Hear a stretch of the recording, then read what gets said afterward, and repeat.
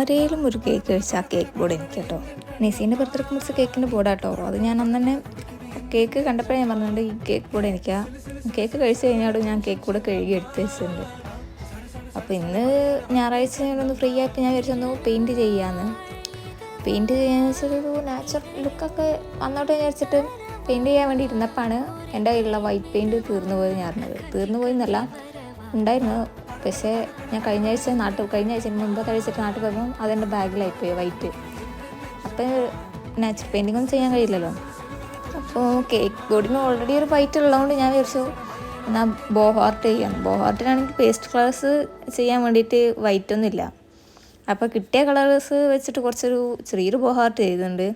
ഞാനന്ന് മറ്റേ ക്യാൻവാസിൽ വരച്ച പോലെ ഒന്നായിട്ടില്ല. അതാണ് എനിക്ക് കുറച്ചും കൂടി ഇഷ്ടമായത്. കുറച്ചും കൂടി ഇല്ല, അതാണ് എനിക്ക് ഏറ്റവും കൂടുതൽ ഇഷ്ടമായത്. അപ്പോൾ അതുപോലെ ചെയ്യാൻ നോക്കിയതാ. അത്ര ആയില്ലെങ്കിലും ചെറിയൊരു ബോഹാർട്ടായി.